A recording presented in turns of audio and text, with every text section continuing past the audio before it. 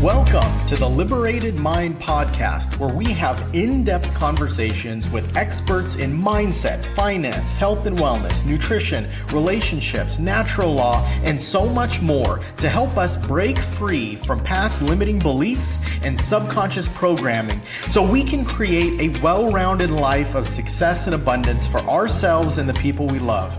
Our promise to you is that you will positively benefit from every episode and every guest we bring on. We are here to emancipate ourselves from mental slavery. None but ourselves can free our minds.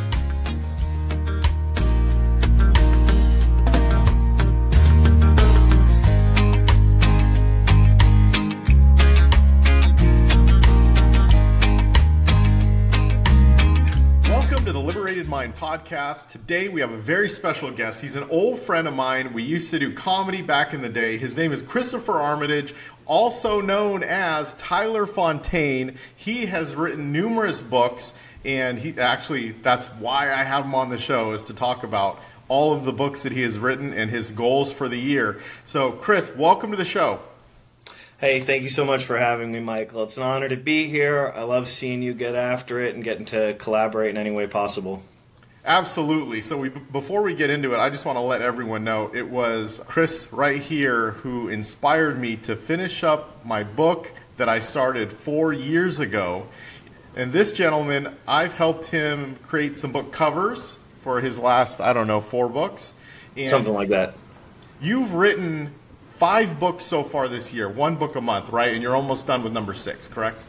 Book number 5 comes out in the next week. I finished it, but it's getting edited and packaged, and I'm writing book 6 right now, and I'm going to try to have that published within the first week of next month.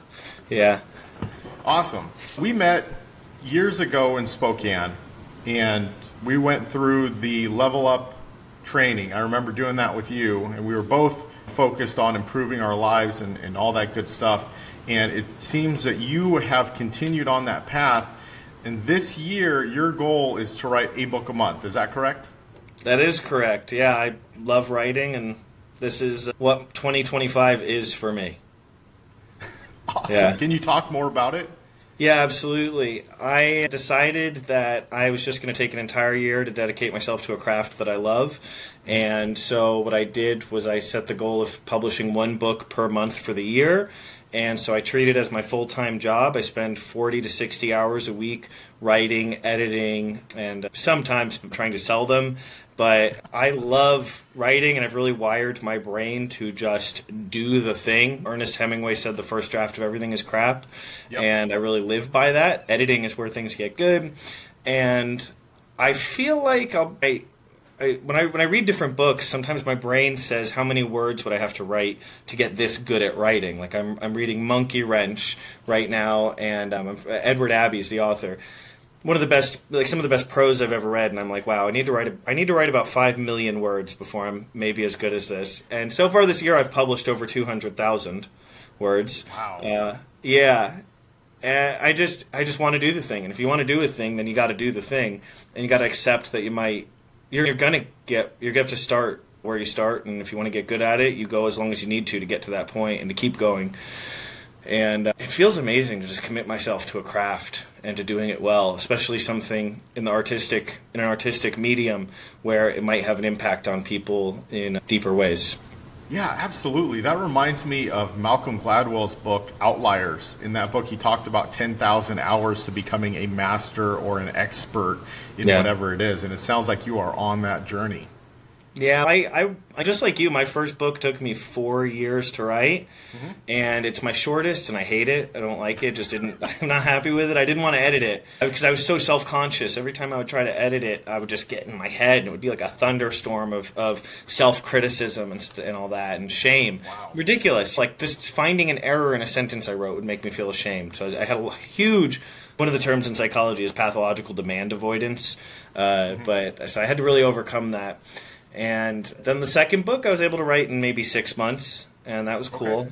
And then the third book I wrote in maybe 2 or 3 months, and that came out in January. And I did that under my real name, Chris Armitage, because it's nonfiction. I do my fiction under a pseudonym and my nonfiction under my real name because I've published research and on some heavy topics too. My books have been like about politics and about public policy and I published research on combating human trafficking using emerging technologies. And I really don't want someone who's reading one of my silly fantasy novels or something to think, like, accidentally get a book about, like, how we can stop human trafficking, and that might be a really intense subject for them that they're not interested in. Sure. So I try to have things separated. But, yeah, since January, it's been a book a month. And so number 5, Tyrant in a Top Hat, Something Special, Possession, Bliss Chip. Yeah, book number 5 comes out in the next week. It's done. And I'm writing book number 6. And I just love it, man. I just hope enough people buy them so that I don't have to go get a job again next year. Because I decided to take the year off to just do this. The good thing about it, though, is that at the end of the year, you're going to have 12 books to promote. And then when you do your book tour, you'll be on the road, selling copies. You can have all your books out there. Now, yeah. Let me ask you about this. Tyler Fontaine, do you feel like a different person when you're writing the nonfiction? Do you feel like you've taken on this new pseudonym, Tyler Fontaine, as you're writing these books?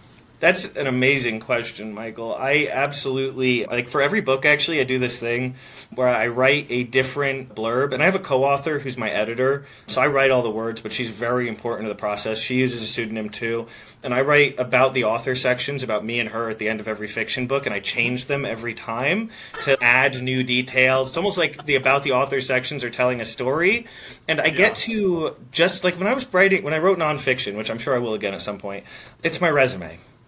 But when I write my fiction as Tyler Fontaine, it's the free-spirited part of myself that, I part of how I ended up able to write the way that I am is the convergence of two ideas that allowed Tyler Fontaine to find something he loves, which is when I was in college, it's not unusual for a master's level student to be writing and submitting 5,000, even 10,000 words a week. And that's a lot of work. And I said, why can't I make myself do this? I do it for a teacher. Why can't I make myself do it? And then the other part of it was realizing that I played Dungeons and Dragons and TTRPGs with my friends. I'm the game master. I write 2 to 10 pages a week, sometimes even up to 20 for our games. And so I realized I had to find the convergence between my passion and the things I love, because it's never felt like work to plan for those Dungeons and Dragons sessions, and I meet deadlines and have a lot of fun doing it. Yeah. And so Tyler Fontaine is unlocking this part of myself that, in a very Jungian sense, like he would spend hours a day daydreaming, Carl Jung.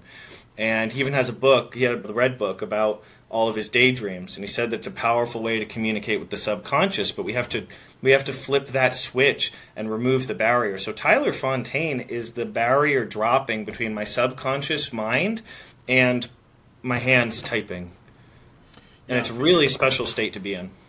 Absolutely. You said in the beginning that you had a lot of resistance to writing. You had a lot of self-judgment through the process if you wrote a bad sentence. Can you talk about how you overcame that? Yeah, I had to stop hating myself. That's a good story.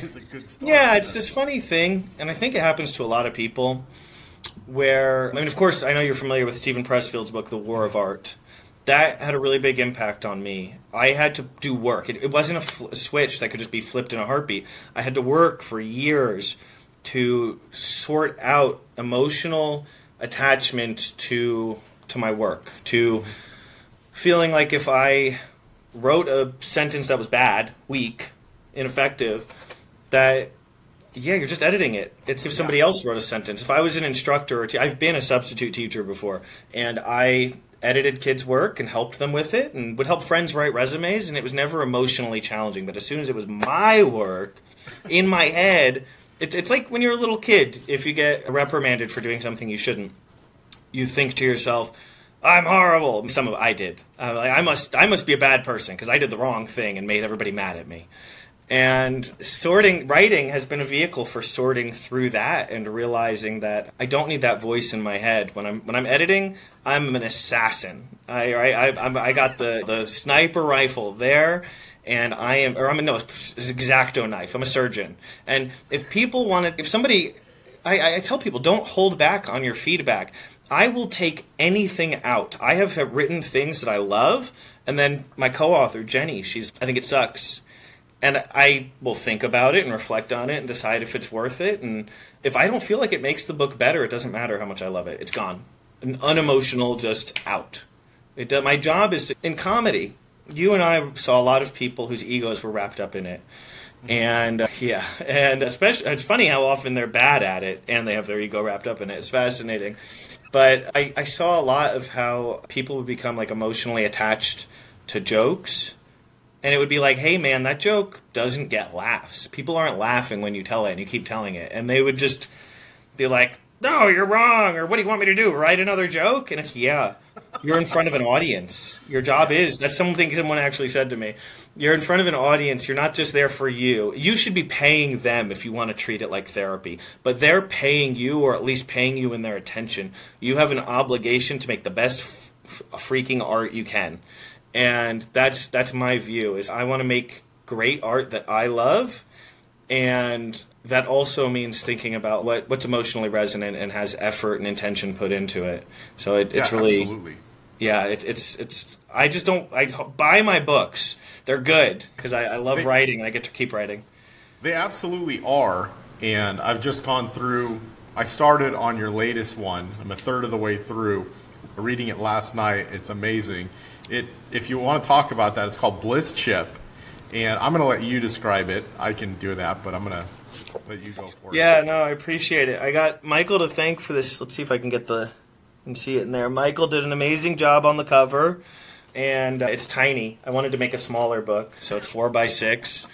And it's only like 30,000 words, so it's 2.5, 3 hour read, depending on how fast you read. I want to write books mostly that people can read on a flight across the country. And sorry, I got distracted for a second. So what's this book about? In a near future world, dystopian, it's a comedy, it's existentialism, I'm a really big fan of philosophy, and one of my favorite things to say is that it can be a joke and it can be true. And that's, people say I'm joking, and we implicitly say, oh, that means it's not true. But I want to joke, and I want it to be meaningful and have a more existential value. And so this is a comedy. I consider it a mix between The Rebel by Albert Camus and Fight Club. It came from me asking myself, Camus asked it, and then I asked myself, why shouldn't we all kill ourselves? That's what Albert Camus said. Every philosopher needs to ask themselves first. That is the most important question, because what use is philosophy if you can't tell people why they should choose to be alive? He said, why should I drink a cup of coffee rather than go kill myself? And can you answer that question? Can you introspect on that? Every day I choose to be alive. Every single day I choose to live with intention and not to take this gift for granted. And I want to make people laugh. I laughed a ton while writing it. And just to get into some of the technical details, it has two protagonists, like Death Note, if anyone's seen that anime. They're not allies, for sure, but I wouldn't call them enemies. And one of them is meant to be a living embodiment of a steelman argument, a strong argument, a rationalist utilitarian argument for why we should all kill ourselves, everybody. And I make the best case I can for why we should all do that. And then the other protagonist is someone who is on his own journey about trying to find a reason to be alive. And I think ultimately some stoicism and some epicureanism definitely informed my writing. But the most important part of this is it's a good story. Part of what I hope to do with my writing is take meaningful concepts and bring them to people in good stories. I love Dostoevsky and Camus and Sartre, but I don't think I would call them exceptional storytellers. I think there's just a lot of value in using narrative fiction to communicate philosophy, but my goal is to be a really good storyteller and get to throw in some things that I think can give people, like people can take something really good away from it, whether it's a recipe for good spaghetti sauce or finding meaning in your life.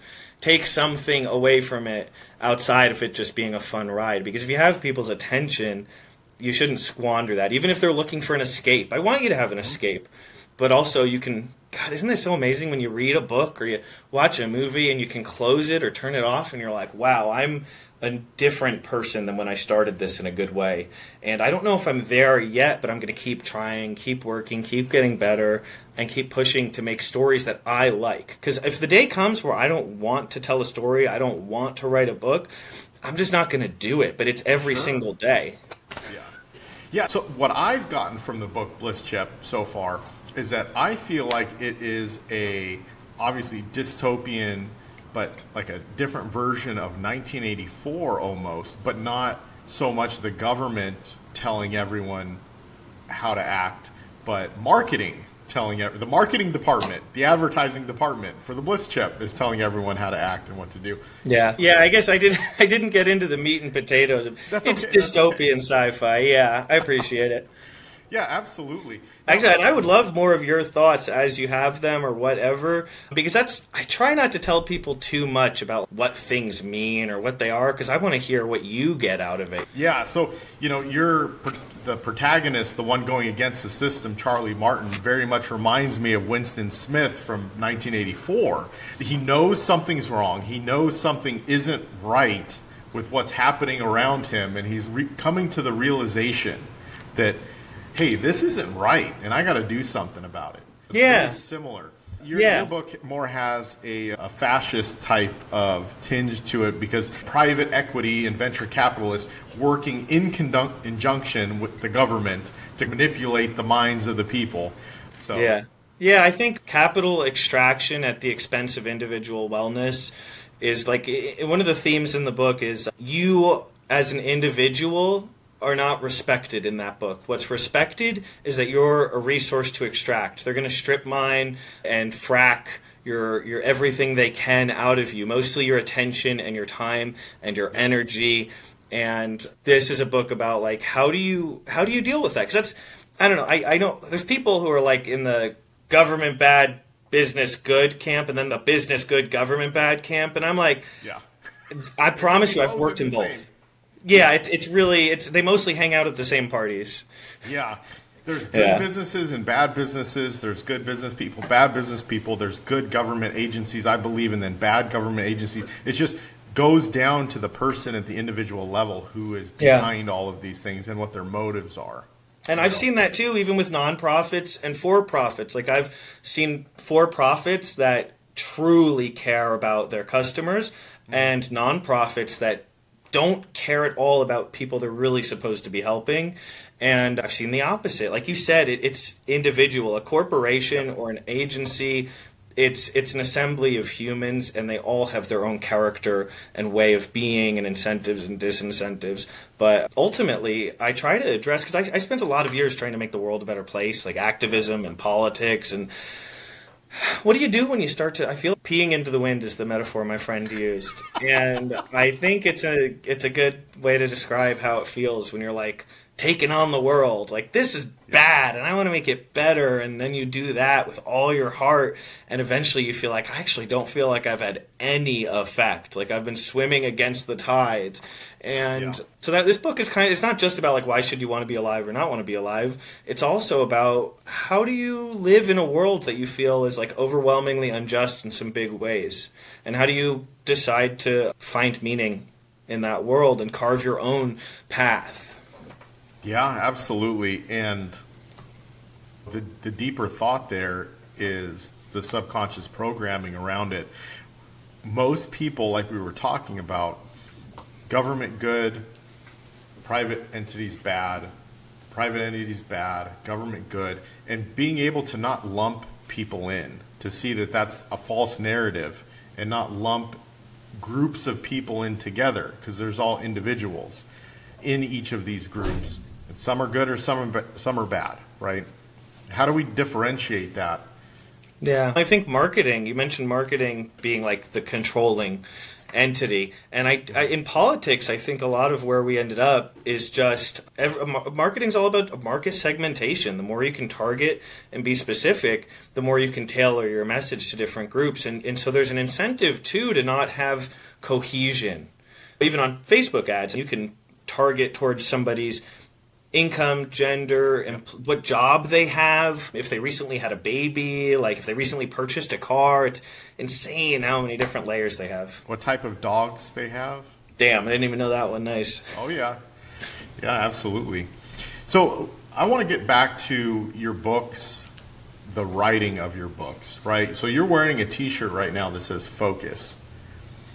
Can you tell me a little bit about your process that got you from writing a book in 4 years, writing a book in 6 months, and now you're consistently writing and writing and writing?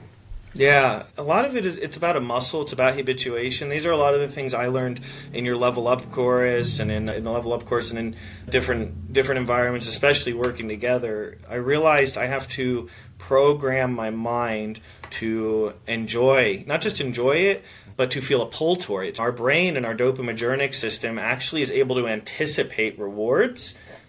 And so that's why for a smoker, someone quits smoking, they might be able to deal with not smoking, but then as soon as they have one drink, their brain says, hey, I know what this means. I get to have some dopamine from a cigarette. Or people who use different things, it's you have to find these floodgates for substance use disorder and similar problems where if I go past this floodgate, my brain is going to start giving me dopamine to drive me towards that activity I disprefer. But you can do that in the other direction. And you can program yourself with habits and with your mindset, with journaling, and just with really conscious living, and also reading and listening to podcasts that are helping your subconscious understand, I can get dopamine from doing this activity that I would prefer doing. It's not boring. It's something I love. It's something I care about. It's something that makes my life better. Write about this. I consider journaling to be like shouting at your subconscious, because I think the subconscious mostly steers, and then we're like, our conscious mind is a little kid up front with a fake wheel on the boat. But if you shout back, you're like, hey, I want to be a writer really bad. And if you keep doing that, then eventually your subconscious says, okay, we'll start turning in the writing direction. We'll give you some of that dopamine. And so continuing to do that, living by it, sitting at my computer, understanding also that I have more self-discipline in the mornings, and so I got to get to writing as quick as I can. If I try to start at 4 in the afternoon, it's probably not going to work out. Little things like that. Finding a physical space. I have a chair and a table that I always write at. And when I'm there, I'm writing it. So I'm contextualizing that in my brain, connecting it with this activity that I find positive, and I don't do anything else there. And then it gets to the point where I'm at now, where if I don't write, it's like not brushing my teeth or not showering. I feel icky. I feel like I gotta go, guys. I feel weird. I need to do the thing today. I need to write. I need to brush my teeth. I need to shower. So I don't like to go a single day without it. And if I've gone 2 days without writing, I feel physical discomfort. But like I said, that was caring about a thing for a long time and taking tiny steps to help my subconscious understand how important this is to me, because I truly do love writing, and I wanted to for so long, and I had to connect the part of my brain that says I want this and the part of my brain that does this and creates reward mechanisms subconsciously. They're not even connected. They're in different parts of the brain, and I had to get them aligned. And so it's just been years of developing that. Now, after you write, is there any type of celebration that you do? You say you get the dopamine. Is there any type of, after you're done at the end of the morning, you write in the morning, do you get that hit of dopamine? Yeah, on a daily basis, the things I do are like go for walks. Mm-hmm. And I'm a really big fan of Epicureanism, and in Epicureanism they differentiate between different types of pleasure. That's what separates it from hedonism, is there's the sustainable pleasures and the unsustainable pleasures. Sustainable pleasure is like eating a salad. It's delicious, it feels good. Unsustainable pleasure is eating 5 pints of ice cream. You're going to feel bad after. That pleasure there is going to make you suffer. And it's the long-term one. You don't suffer because you went for a walk. And it really is. I spend time with my loved ones, and I go for a walk, or maybe I go to the sauna and get some sunlight. And just really, I've programmed so deep into this that I don't have to worry about that too much anymore. I used to go, when I first was getting really into it, I would go get boba. I get lavender, no ice, double tapioca, less sugar. And that, as soon as I finish writing, I get to go do that. And maybe I would hit the sauna right after. That was a bit lift weights. It was whatever. So I did program, like, especially the boba, because I'm very food-oriented, and that glucose from the sugar, it's research-backed. It does help. So that was super helpful. Also, I only got the boba after writing. That was the only time I got that treat. But our brains work just like a dog or a dolphin or any other mammal as far as reward mechanisms. So if you're food motivated, then you have your one treat and you only get it after your thing. Yeah, that's great advice. You got to do the thing before you're going to get the treat. And a lot of people, I'm existing, I'm getting my treat. And then I'm getting my treat again and getting my treat again. And I just watched a TV show and I'm getting my treat again. Yeah. So actually having something productive as the gatekeeper for getting the treat or the dopamine hit is super beneficial. Yeah. And imagine most dogs, if they had full access to their treats, they would have a very bad life. If they constantly ate as many treats as they wanted, that wouldn't be you caring for your pet. It wouldn't be you showing that you actually love them. And so to me, these things are self-love. Self-discipline is self-love, and it's not something you just get. You have to work at it. It's like having a plant. I have to water them every single day, some of them twice a day. I have to learn about which need more water and which need less water, and I try to really absorb that sense that this is self-care, this is self-love, by me developing that self-discipline. Yeah, you just reminded me that I need to water the plant behind me, and then I've got an orchid over there. So I'll definitely get that done after the show. You recently went to Barter Fair, and you were telling me about a story about your performance art with grilled cheese, and I definitely want to bring that up. Yeah, I'd love to talk about that. So I got some friends, and we said we'd really like to be able to go to fairs and festivals and events and do that as often as possible without having to spend all that money or having it drive us into debt or something or live beyond our means. And so we decided we had a few different ideas. I'd been attending Barter Fair for years, and I did a thing there called, I would make up songs about grilled cheese and cheese in general. People really liked it. I'd improvise them, use my comedy experience. And we said, why don't we do a thing called Cheese Bard? It's kind of Renaissance themed, but it's accessible in you can bring it anywhere. And I got some friends who these two friends, I have to run to keep up with them. How often in your life do you ask people if they want to go in on a project with you, and they are moving with so much intensity and purpose and just getting things done without having to be asked? And so I'm just like, guys, save some work for me to do. And so they're amazing. And what we did is, I consider it performance art more than food vending, but yes, technically it's a food vending business. Mm-hmm. And I play guitar and I improvise songs about cheese. And I remember there was this little girl who came up, and her dad she's made of cheddar, and she's my princess. So I made up a song about her being the cheddar princess. People clapped after her, and then some little boy came over, barely able to talk. He was so young. And he was asking for hot dogs. And I was like, do you have money? And he was like, why do I need money? And I'm like, okay, I'm just going to let you have a hot dog. And so then I went to put the hot dog on the grill, and he said, no. And it was cooked. So I just gave him the cold hot dog. He did that 3 more times. Sorry, the camera's shaking. I apologize. So he did that 3 more times. And then his dad came up and was like, oh, I'm so sorry, blah, blah, blah. And so he told his son, hey, you can't just ask people for free food. And so we said, okay. He said, this was his idea. He said, is there anything he can do to earn the money back? So I said, okay, I'll sing a song and I'll make a song with him. He has to make a song with me as payment. And like I said, he was like 4. I don't know. When do kids just start talking? And I was like, what did I sell? I said, what do you want, a happy song or a sad song? And he said, happy. And he went, happy! And so I started playing some chords, some major chords, major, happy, minor, sad, power chords, neutral, seventh chords, blues. So I'll give more options to people depending on where they're at. But he yelled happy. So then I started playing some chords and I said, yell happy again. And he went, happy! And then I switched to a higher pitched chord. But before I switched, I asked him to yell it again. And he sang it at a higher pitch, like exactly in time with me strumming a higher chord. And then in the chord progression, I went lower. And as I switched lower, I asked him to sing it again. And he went, happy! And it was a lower, it was very, very like an intuitive thing. And a whole crowd formed and they were having fun. It was, because people had been seeing the kid come over, get his cold hot dogs and stuff. Yeah. It was a funny thing. And there were so many, I think I honestly made 1,000 friends in a couple days, just singing songs and giving people awesome grilled cheeses. And also, I led mindfulness meditation seminars using our grilled cheeses as the doors to perception, because a grilled cheese is door-shaped. And I would tell people... Tell me more. You led mindfulness meditations using grilled cheese.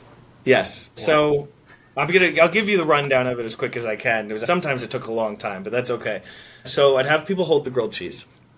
And I would say, the Hare Krishnas actually say that digestion begins at the fingertips. So feel your grilled cheese.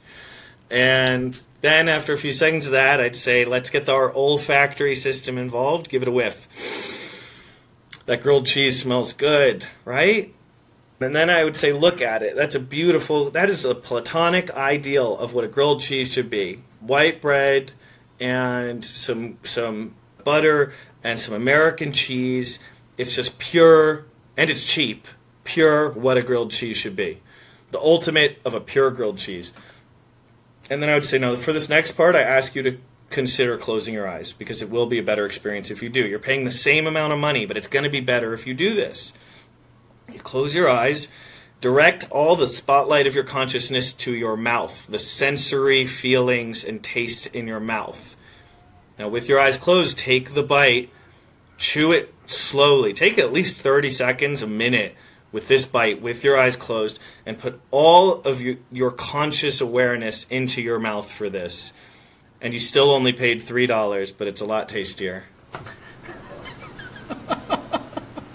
You just made that grilled cheese worth a lot more. Yeah, people buy some $100 steaks that they don't, because they're not consciously engaged and present with it, they don't enjoy that as much as people enjoyed those $3 grilled cheeses. I guarantee it. Yeah, I can see that. Yeah. I can definitely see that. Yeah, that's awesome, man. Yeah. It was a lot of fun. And I'll tell you, too, we put a lot of... I said it's low cost, but it's not low effort. Anybody can come out there with a hot plate and make some cheap grilled cheeses, but we taste tested like a dozen different cheap breads and a dozen different American cheeses and different types of butter and different ways of frying it. We put a lot of work into like A/B testing what was going to be the best tasting affordable grilled cheese. If you give me $15 per grilled cheese, I'm sure I could make one that tastes better maybe, but like it's a pure, simple, good thing charged for a fair price, because I want to make something amazing at a fair price. I'm not trying to compete in the luxury market. Everybody wants that space. I want to make something that it's like, part of why we started it too is how often at fairs and festivals I've been in my tent drunk at 1 a.m. eating granola bars, wishing I had a grilled cheese. And then if I go try to buy something, it's $20. And especially at all these fairs and festivals, it's mostly like restaurants that set up. But that's not what I want to be. I'm a guy who likes fairs and festivals, so I just wanted to make something. And we did well. Like we're going to keep even improving our selection of affordable items that are accessible. I want everybody. And also sometimes people would come up and say, I only have $1. And I'd be like, fine, have a grilled cheese. It's fine. Because like with that generosity and that, I mean, that's marketing expenses anyway. We're building a good connection with people, and we had people coming back all weekend. And I know that if there's an event we go to and we don't go to it a second time, there are going to be people who are like, where's Cheese Bard? Because we're making friends, not just customers. Yeah, absolutely. That's amazing. Yeah. That's a great story. So let's double back to the books. So you've got 6 more books to write. Where do you come up with the ideas? Do they just come to you? I used to come up with more ideas when I consumed cannabis, but I don't do that anymore.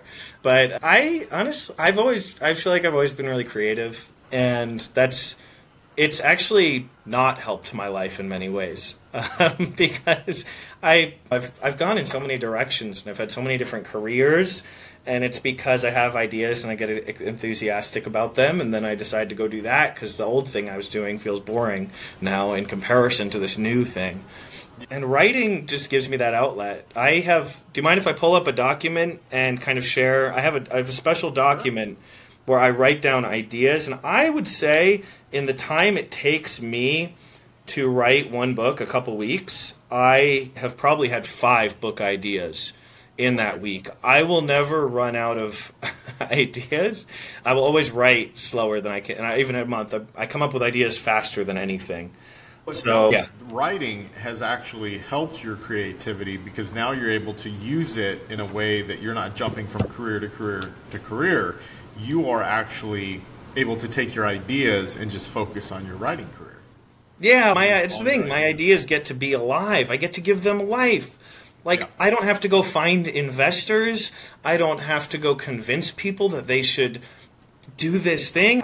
Almost a decade ago, I was trying to convince some very wealthy people to invest in cryptocurrency ventures that I was trying to run, and I worked so hard trying to convince them, and they wouldn't do it, and they would be billionaires now if they'd listen to me. But instead, now I can just I don't have to convince anybody else. I can just do something with my ideas, and I love them, and this is here. It's done. If I die, which that's okay, death is fine, and I don't want to die. I want to live 1,000 years, really. But if I die, I made a rad thing that I love, and I'm going to make a bunch of these, and maybe if I make enough of them, there will be a couple in there that in 100 years kids are studying in school, or someone is going through a midlife crisis and picks it up and is, wow, I feel better now, and I feel like I have a better idea what to do. Maybe in 1,000 years, who knows?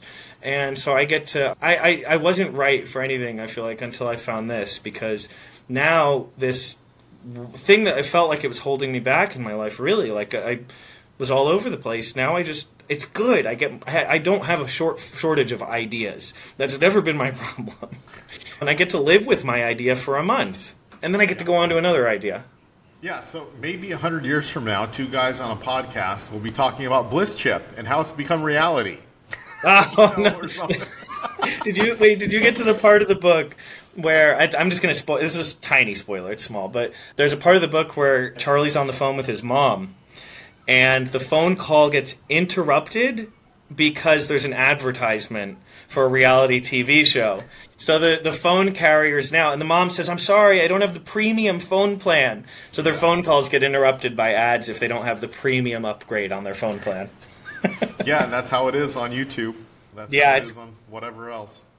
So I love this book so much, and I really appreciate that you're reading it or listening, but yeah.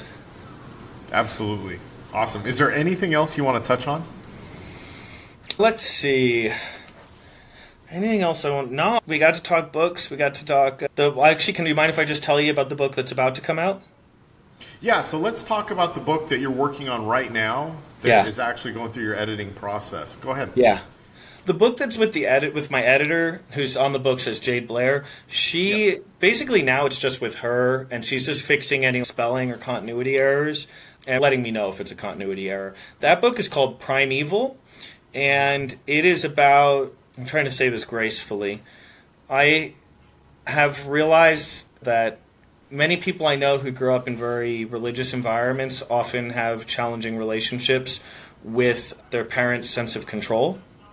Like that if they don't want to think like their parents, that they feel hated because of it. Yeah. And I don't have kids. I can't judge on that. But I decided to write a horror story that engages with some of those ideas. This is actually in the same universe as my book Possession, which is about a caregiver and the woman she's a caregiver for, who's also her friend. And this is in that same universe. So the new book, Primeval, addresses the story of a prehistoric woman who's experiencing her tribe getting attacked by some monsters, and a man who's a con artist in the 1890s. He likes ripping off people with more money than sense. And an archaeologist in the modern day who stumbles onto a mass grave from a prehistoric tribe, where the whole tribe seems to have been pushed off of a cliff. And the story, it's all three of their stories covering over a 10,000-year period. And I think it's really well written. I'm getting better at writing, for sure, like describing things. Like, how do you walk into a room and in 4 sentences tell people what it looks like? That's its own thing. Yeah, that sounds fantastic, man. That's great. Yeah. You can take out the parts about me mentioning religion if you want that. Just I shouldn't tell people what... Yeah? All right. As long as you're not worried about it hurting anybody's feelings. No, I'm not. In my book, I use quotes from multiple different religions. Yeah, I'm not telling people what to believe. I'm just saying don't be a jerk. Because I think people can end up with a permission structure in their head that says, I'm a morally good person because of this thing. Mm-hmm. So I now have the right to be cruel or unkind. And I don't know if there's any religion that tells you have a right to be arrogant or smug or to believe you're better than others. And if that isn't a religion, then I don't know, that religion doesn't sound like my kind of religion. I think it's more of a cultural thing than a religious thing. Because people look at it in life as they've failed if their child isn't of the same religion, because that's what has been programmed through the generations, right? Most religious belief comes from a programming, right? You were raised Christian, so now you're Christian. You were raised Muslim, and you're still Muslim, right? And then when your children, and this is a point in society where there's so much information out there that kids are growing up and realizing, like, hey, maybe that religion isn't true. And then they're understanding that, oh, there's 2,000 different religions around the world. How come this one that I grew up in says that they're the only right, correct one? And then they start questioning things. However, their parents have never questioned anything in their life. Yeah. And they've been programmed by their parents and then their grandparents and then the church, because you go through when That's one of the themes. Yeah, that's with Possession and Primeval, my 2 horror stories in that universe. That's exactly what you're saying is part of that, is that people try to treat, like children, for example, like they're supposed to just believe whatever, like they're like the little robot for you to control or something. And my new book, Primeval, is dedicated to my mom and dad. And in the dedication, I say it's dedicated to them because they always left room for us to disagree. And no matter how young I was, my parents would not just laugh it off if I asked them a question or shame me. So there's one thing, a story I'd like to tell people because I think it's important to share these things. Is I was very young, I don't know, maybe 9 or 10, and I don't even know where I heard this, probably school or something. But I asked my dad. I said, do you think that black people or non-white people might be different or like inferior in any way? And he did not get angry at me. He did not tell me I'm bad or that, even though that idea is bad. No, he said, I don't think that's true. They've done a lot of scientific research on it. And I've known people who aren't white, as do you. And they're just like we are. Sometimes they're cool and sometimes they're not. And he just very sincerely addressed what I asked him in a way that... And if he had if he had shamed me or gotten angry, then a few years later when I was a teenager, I might have wanted to rebel and gone in the opposite direction. But giving me that space and that respect to logically approach what I asked, if he couldn't do that, I wouldn't really respect the idea he was stating anyway, right? And even as a young kid, I picked up on that. And that's not because I'm special. That's because kids are smarter than we give them credit for. The thing is with a child is that they question everything. And they have these questions. And you want them to continuing questioning everything. Because with our kids, we're totally open to answering questions like that. When I was growing up, I would ask my dad why, and he would respond with, because I said so. Not with a logical, reasonable answer that explained anything. And that doesn't help.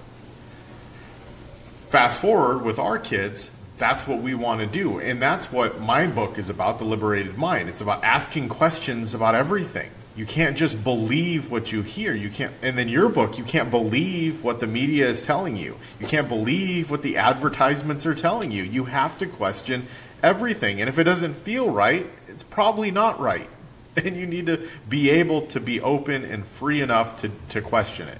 Yeah, no, that's a really good point, too. Anyone who is against questioning or being asked to explain themselves or responds like emotionally when not challenged but asked, that's a problem. And that absolutely, whether it's the government or a corporation or the media, like you said, anyone, even your partner, if you say, hey, I'm worried you're talking to somebody else, it makes me uncomfortable, and they get angry at you, I'm probably going to start raising some eyebrows if they want to have a conversation. Talking to someone else. Yeah. That's awesome, man. Yeah. And also, by the way, having read The Liberated Mind, it's an incredible book. I'm honored to have been given it a look over and offered any help that I could. And I think it's an exceptional tool for people that really if you want to change your life, if you want to make your life better, then I don't think you can really afford to turn away something that might help. You want tools. You want every tool in your tool belt to strengthen your mind. And I know Michael and I, one thing that I think we both share is we're always trying to improve ourselves and be better and develop more self-discipline and also enjoy life more. Exactly. I appreciate the kind words. 4 years in the making, and I feel like a monkey is off my back now that it's released, that I actually got it out there. So I appreciate your encouragement and your example, because that's what really led to it. Like, you could have been telling me, hey, Michael, you need to write your book. But no, you're like, I'm writing another book and another book and another book. And I'm just like, what am I doing? I need to get on it. I write them faster than my editor can edit them sometimes. I'm catching up faster than a lot of people can read them. But, man, it's going to feel, we're talking about like dopamine, delayed dopamine rewards. And I can't wait. It'll be 2026, and I'll have these 12 books. And I'll tell you what, there's going to be, I already have some that I love, and I'm getting better, and it's going to be so cool to have a stack of books that I wrote in 2025. I don't think I'm going to stop, though. Hopefully I don't have to, because I just want to keep writing, and then in a decade I'm going to have 120 books. There's quite a few people that do have that many books. Brian Tracy, Jack Canfield, they just keep writing. They just keep putting out content. Stephen Pressfield, he's got a ton of books also. Yeah, Isaac Asimov is one of my biggest heroes, and I believe he published around 600 or 700 books in his lifetime. So he graduated with a PhD in, I don't know, bio something or another, some nuclear science, I don't know, some very technical degree, and then as soon as he graduated, he started writing, and he never stopped for 50 years until he passed away. He just kept constantly. He published in every category of the Dewey Decimal System except for Shakespearean literature. Wow. Yeah. That is amazing. If you got one piece of advice for an aspiring author, what would it be? You got to sit your butt down and write. You're not a writer unless you write, and if you stop writing, you're not a writer. And if you want to be a writer, then you got to write. And if you don't like what you write, I'd rather be a bad writer than not a writer who wishes he was a writer. So you got to do it, because I'd rather write something bad than write nothing at all, because a bad book is better than no book. Yeah. Writer is a verb. Yeah. Awesome. Chris, thank you so much for taking your time on this Sunday, joining us on the Liberated Mind podcast. Now, thank you for having me, Michael. How would someone search for your books? What would be the best way? One of the reasons I picked Tyler Fontaine is related to this. I think I'm the only author, Tyler Fontaine. If you Google my name, there's a bunch of other dudes, mostly British, some of them in academia, some of them also authors. There's multiple authors with my name, Christopher Armitage. So if you want to find me, you search Tyler Fontaine on Google or on Amazon for books, in the books category, Tyler Fontaine. And I'm also trying to get stuff in bookstores. I've gotten a few things in bookstores, but I haven't really been pushing that as much. Yeah, mostly Amazon for now. But hopefully I'm coming back on in 6 months or whatever, and I have a website or something. I don't really care about that right now. I just want to write. Awesome. Yeah. Keep writing. I appreciate your encouragement, your motivation, and your inspiration. And hopefully this episode inspires some other people to just sit their butts down and write. Oh, and if you write, if anybody sees this and you decide to write, this inspires you, whatever, you can email me directly at oak, like the tree, O-A-K, shield, a soldier would have, 8, like the number 8 or the infinity symbol turned sideways, oakshield8@gmail.com. Send me what you write. I'll look it over. You have questions, you have thoughts, you have ideas, whatever. Let me know. And I love, it's like when you work out and you want to get your friends working out. It's the same thing. If I can encourage somebody else to write and then they do it, I got to help. Like Michael. Yeah, Michael's might be the one person I know actually who just did it. Like they said, I do want to do this, and I said I can help you do this, and they said, sweet, let's get it done, and it is done. It's awesome. Thank you so much, Chris. I appreciate it. Cheers. Thanks for having me. What if the only thing holding you back was a belief? The Liberated Mind book helps you reprogram your subconscious so you could finally break free from limiting beliefs. Can't stop procrastinating? You'll learn how to install new mental habits that stick. Struggling with self-doubt? You'll discover how to silence that inner critic with daily tools and rewiring techniques. Having a hard time controlling your eating and drinking habits? Get in shape, release excess weight, and grow self-esteem. From building confidence to healing emotional blocks, this book shows you how to create improvements that last. After you finish reading or listening to the audiobook, join our Liberated Mind Mastermind community for consistent support and encouragement on your journey, and take part in our quarterly 90-day self-improvement challenges. You can purchase the book on Amazon or at liberatedmindpodcast.com.